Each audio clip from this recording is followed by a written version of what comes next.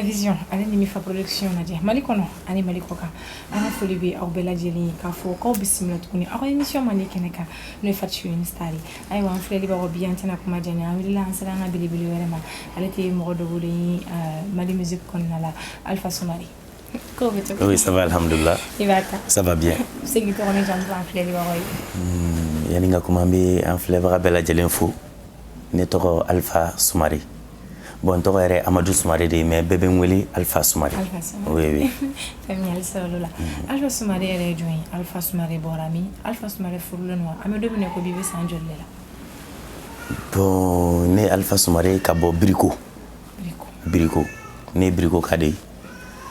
Bon, il y a ça, moi, en Konondo. Ma Fourouke. Ma Fourouke. Non. Famille Salola. Alpha est donné à musique qu'on a la tournée. Bon, depuis l'enfance, semaine régionale ou la festival ou la amé répétition ou que en demzen damaou. Faut qu'on a mon corps ou sur mon numé à bon. Ni me sega donc leader, ni me sega donc à travers ça ou en sélectionné. Bon, amita kita kata semaine régionale ou en ce moment parce que n'y a demzen à famba que bricodi. Amita semaine régionale ou que bon. A djara nyere kake men somoko koko bon. Avant qu'il y ait donc l'idée il faut qu'il y ait kalange bien fait ni bake koni kalana ko de kanogo voilà alpha ni koni kalange anti bayka ke donc l'idée mais ni ma kalange do rambe ban bon au dieu dimseni yere mine chogoy ni ba fait dimseni nga jien ko ke min kada ibo de follow fay karsa ni de kadi no bomba mini ki ube me atu kanike mais o ya soro ifana sa ko ke follow bon à travers ça ni di wure ga école ke ka defu soro ka ina fana ke bon klale ina la sisa sumo me permettre bon ka di nyere tuko nga vala ya fam famille salala ayo Alpha iti dil gola magane na fel bra adam ne shoyi anga adam ne shoyi iba fa anga adam ne parce que idon ko ni munu aw masira e ne biga sira nyini sira ni to gade ju sonja ni mi sonuma obitanye ni mi banuma obituko aw masira e ne biga sira nyini sira ni to gade ju sonja jaga duko no de muso folo to gade ju sonja ni mi sonuma jaga mama kasira ni to gade ju sonja ni mi banuma papa de muso folo to gade ju sonja jabari ka be sira nuna sira ni to gade ju sonja aywa filali ba ora ni ko la bitay man ko ne an Alpha Soumari de ñoo ko la bi amete mena ko bi am dum ne go bi projet du monde bi Alpha Soumari rabi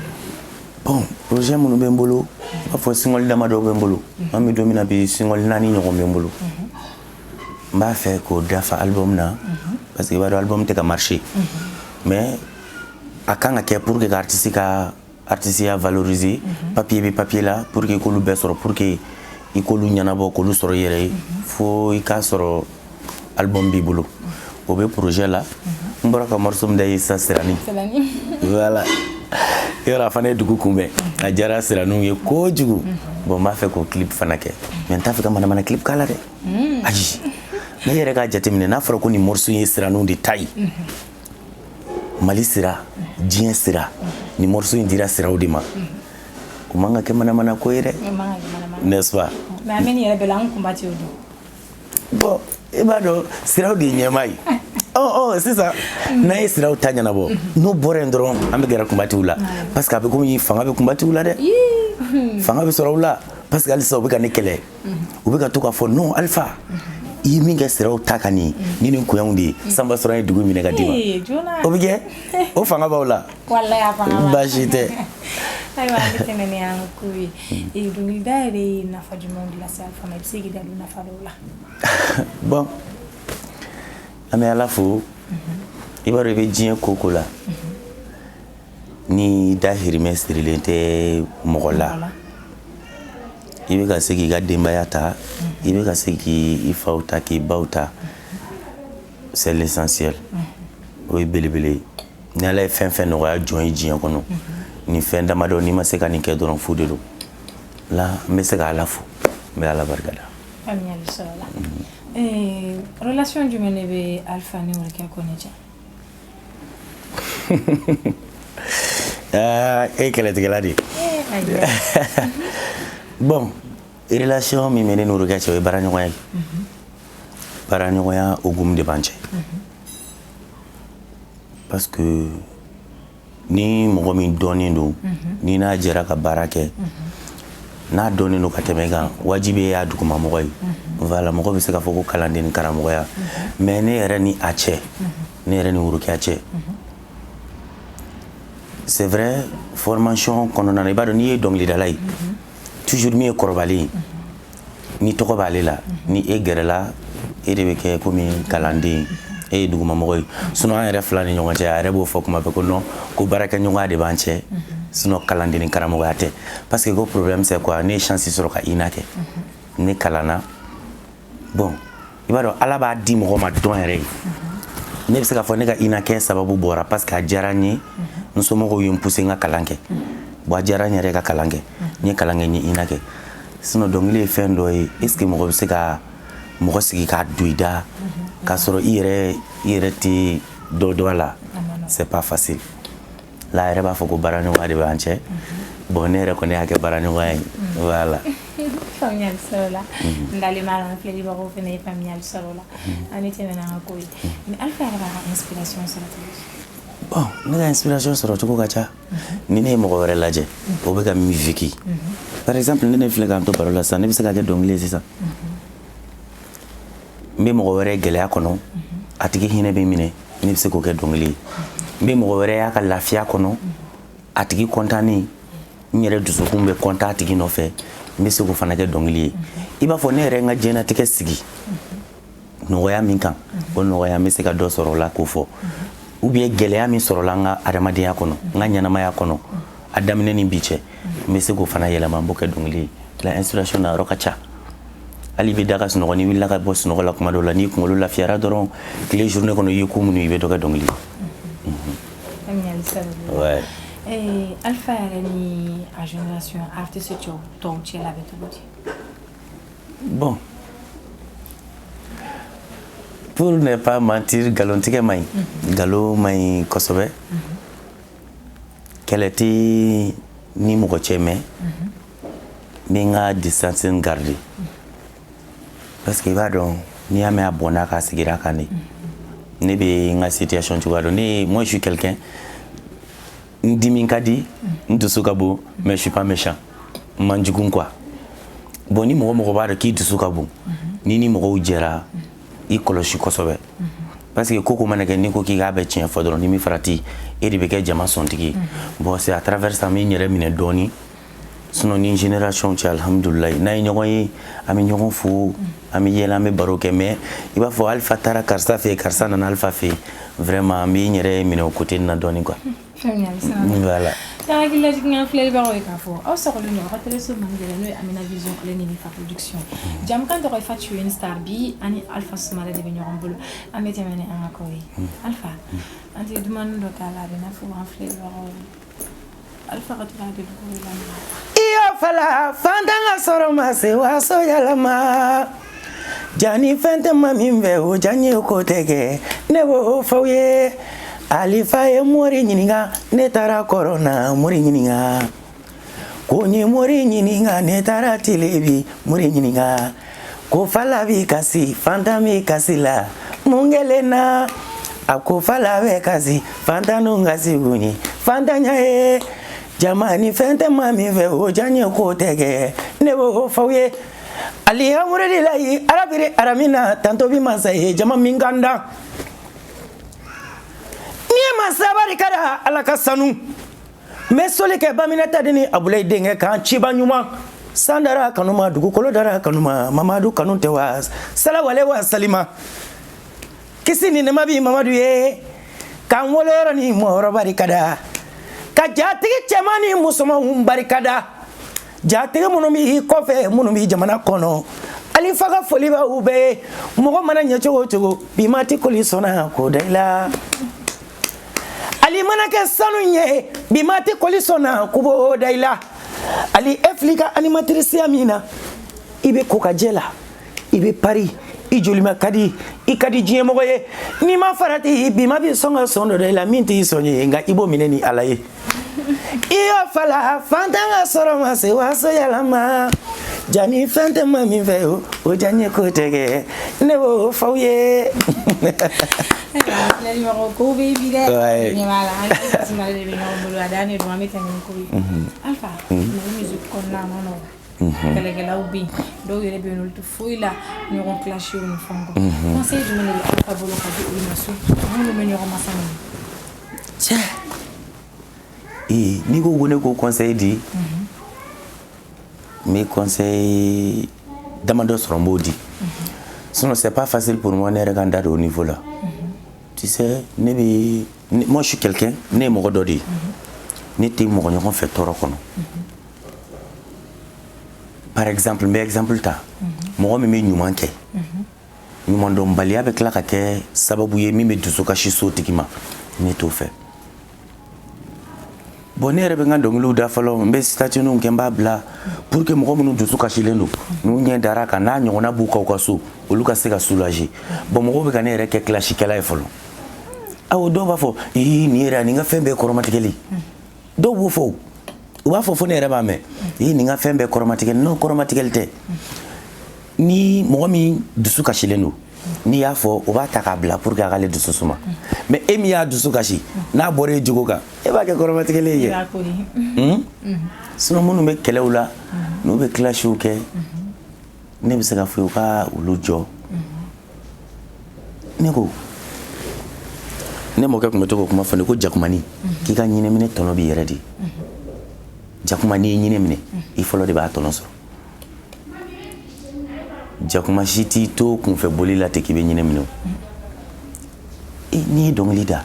ka kuma nyana ma fa kono ni jara mo yi ni mo yi kanu yere de ba na fa soro c'est vrai bi dususuma la se mo ma parce que i kadi munu ye ni olu yi me ou be content mais soro folo mi mena fata to e bata to e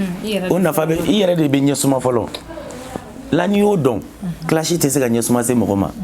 critique ba nunu ni koromatikeli te nyesuma se mo ma la dongli dani adamadiya tabulu ni adana adamadiya tabulu mimi ni kanu sababu la ni mingo ki blala la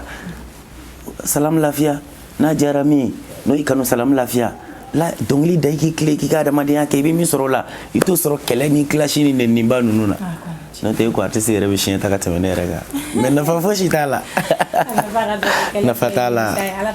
amina ya rabbi aywa alfa mi temeni amakowi sanduro nyinango alfa re nyebi ayra la togodi sanduro nyinango ala mi fo tere nyere nyebe nyere la chugo sanduro ga jaw sanduro ka jam parce que le problème c'est quoi akadini tala mi menela ko ira jiya mogola munu meni duguma ne ma chance mi soro sanfɛ mɔgɔw ka ne dɛmɛ munu meni duguma ne ko chance dolu ma k'olu dɛmɛ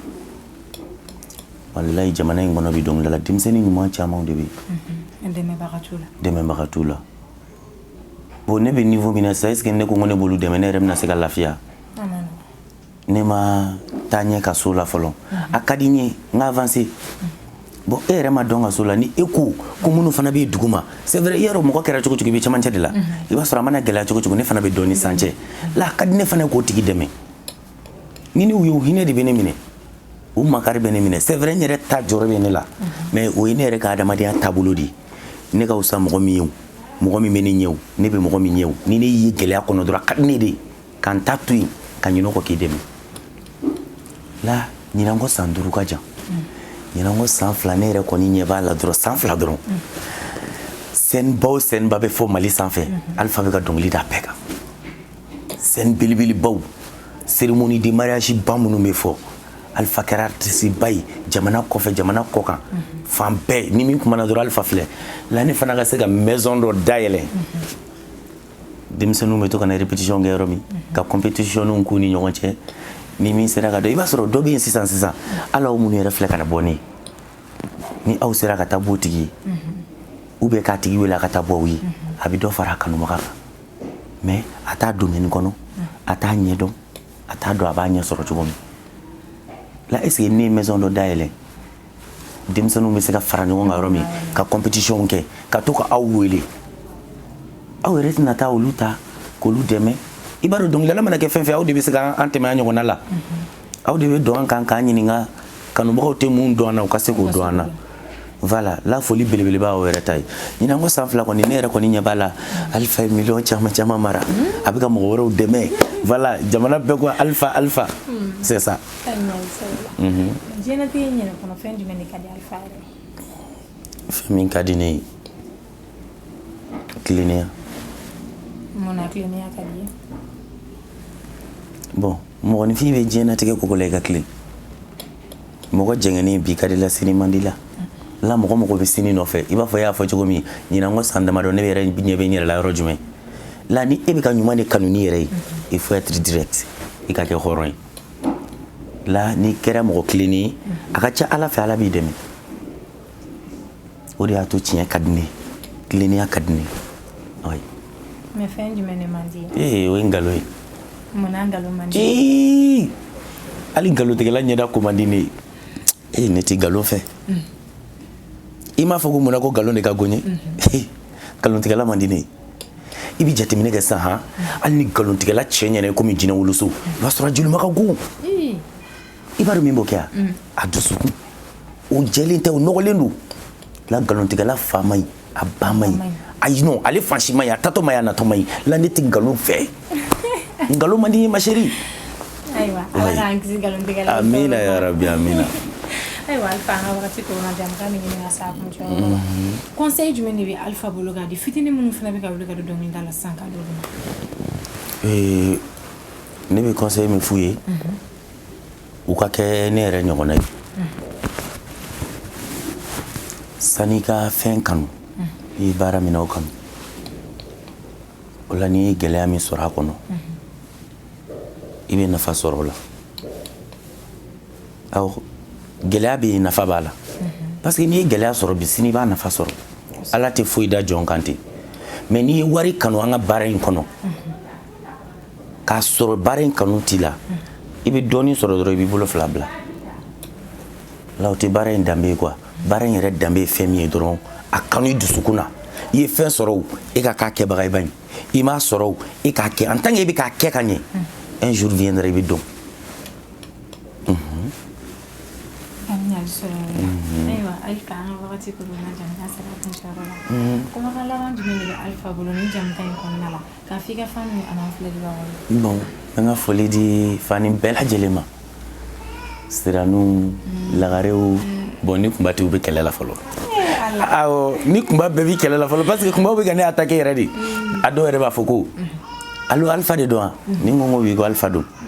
kunbati de don ne ye kunba de ye bon Alpha n bɛna convocation de tigɛ n bɛ taa d'i ma so min mana k'i ni kunbaw cɛ Mali la i k'o ɲɛfɔ an ye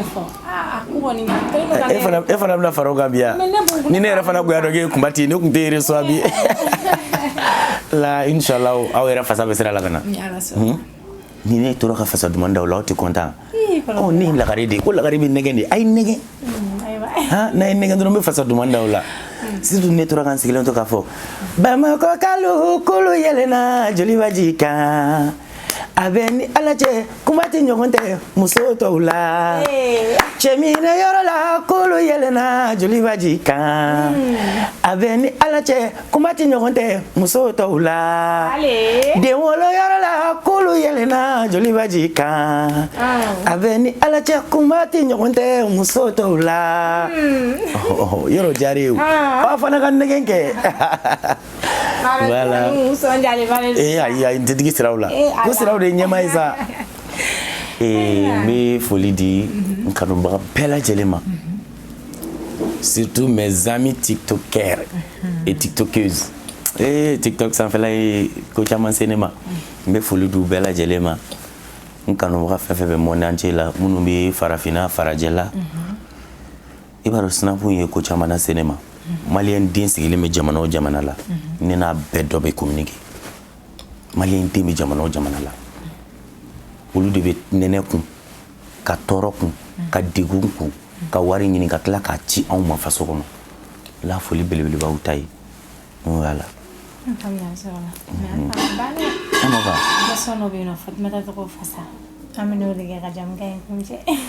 ni cɛba min bɛ muso furu i k'i furu kɛ ɲɔgɔn kɛ Fatumata ye Fatimu ye hɔrɔn ye Fatumata Binta Yarasurula jogo min b'i la i ka di diɲɛma ye ni bɛ kanu kɛ bi i kanu kɛ ɲɔgɔn kɛ Fatimu ye hɔrɔn ye ni bɛ teriya kɛ i kɔnɔ fɔ ɲɔgɔn kɛ Fatumata ye a danaya ma ni bɛ jɛ kɛ bi i jɛ kɛ ɲɔgɔn kɛ Fatimu ye hɔrɔn ye Fatumata Binta Yarasurula jogo min b'i la o de y'i kodiya n ye.